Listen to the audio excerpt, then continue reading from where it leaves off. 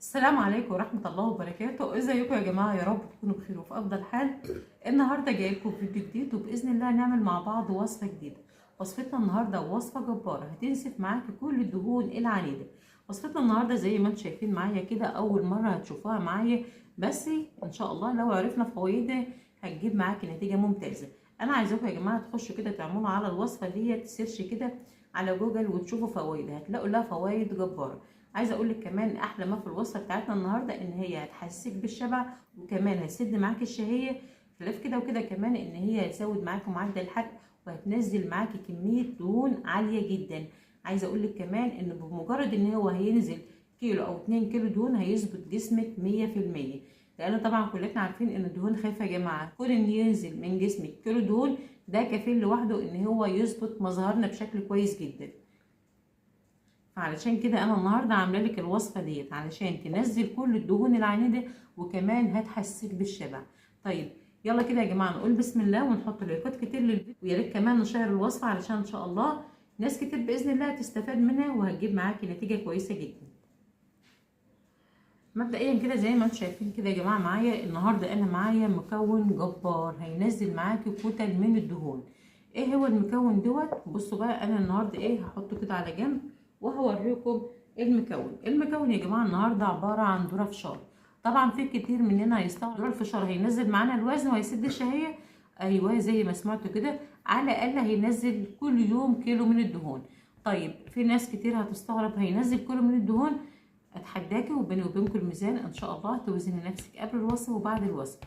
بس هقولك على شويه ملحوظات بسيطه جدا علشان الوصفه تجيب معاكي نتيجه كويسه جدا. هتعملي تابع معايا الوصفه للاخر لان ان شاء الله هنعمل مع بعض وصفتين اتنين والوصفتين هيكملوا بعض. اول حاجه هنبدا بها في الوصفه بتاعتنا النهارده، انا قبل اي حاجه عايزاكي كده تدخلي على جوجل وتعملي سيرش كده عن فوائد الذره الفشار. هتلاقي له فوائد رهيبه جدا جدا. اول فايده ان هو هينزل معاك الدهون بطريقه كويسه جدا. تاني فايده ان هو هيسد معاك الشهيه لانه فيه نسبه الياف عاليه جدا. كمان في فوائد كتير جدا انا طبعا لو انا قعدت اقول لك عليها الفيديو هينتهي معايا ومش هقول لك على الوصفه. تمام؟ فافضل حاجه ان انت تخشي تتاكدي بنفسك كده وتشوفي فوائد ذره الفشار الناس اللي عايزه تخس وتجيب نتيجه كويسه معاها. تمام؟ طيب نعرف الطريقه ازاي بقى. هنقول بسم الله ونجيب كوبايه زي دي كده لان طبعا هنعمل الكوبايه بتاعتنا. ده طبعا يا جماعه ذره الفشار المطحون طحناه في الكبه بقى عامل زي الدقيق بالشكل ده كده. انا هاخد منه كده معلقه اهو. تمام، ونحط دي كده على جنب. نشوف مع بعض المكون اللي بعد كده.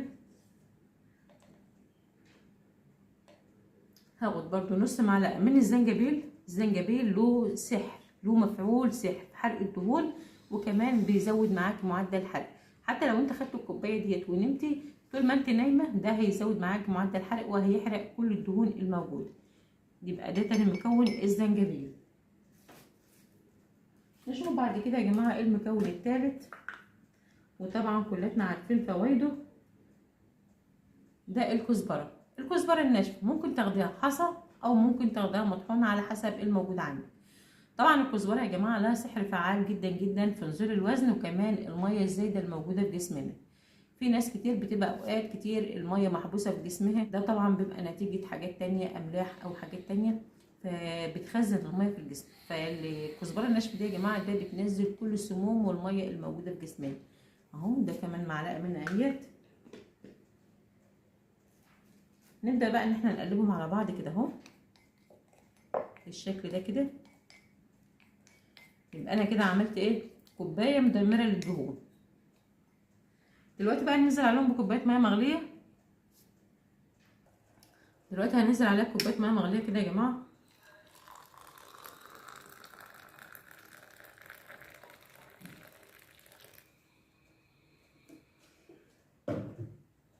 ونقلبها كويس بالشكل ده كده.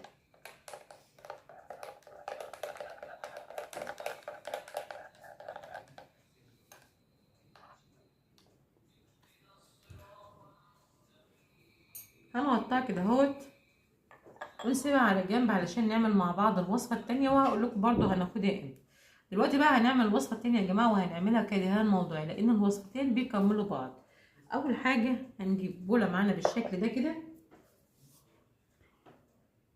وهناخد معلقه كده من القهوه،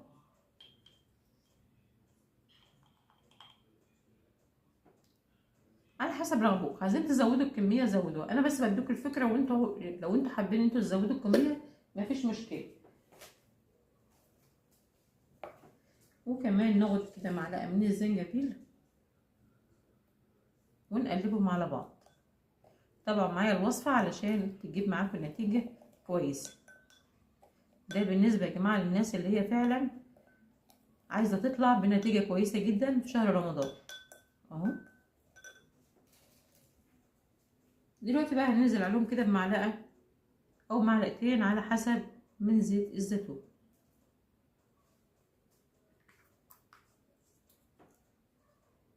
نقلب بس كويس بالشكل ده كده.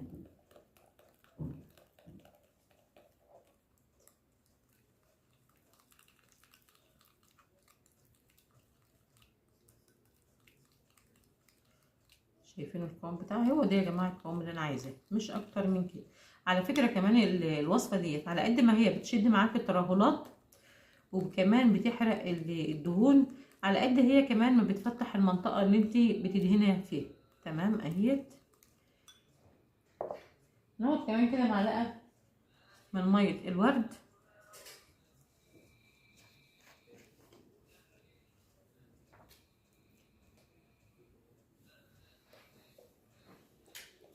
ونقلب الوصفه.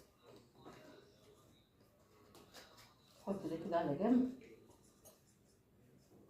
ونقلب كويس زي ما انتم شايفين معايا بالشكل ده كده. يبقى كده دلوقتي اصبحت الوصفه جاهزه معايا، وهقول لكم برده هناخدها ازاي. بصوا القوام بتاعها عامل ازاي اهو. خدوا بالكم يا جماعه، كل ما بتقلبوا يعني هي كانت سايله قدامكم دلوقتي، كل ما بتقلبي كل ما بتجمد معاكي. لو جمدت معاكي حاولي ان انت تحطي لها برده معلقه زيت زيتون اهو كده اهوت،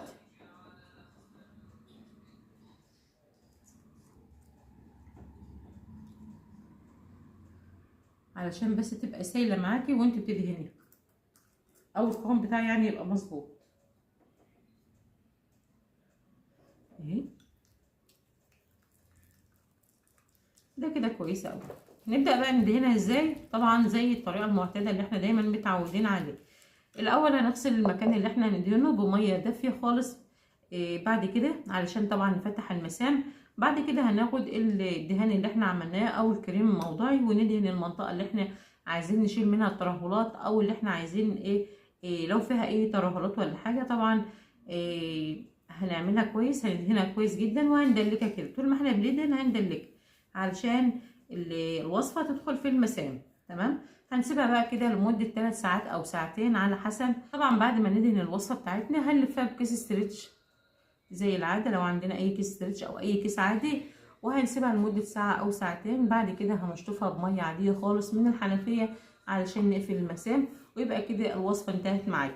طيب انا دلوقتي عملنا وصفتين وعرفنا الوصفه ديت بنستعملها ازاي. الوصفه الاولانيه اللي احنا عملناها وهنديلها تقليبه كده اهوت اهو.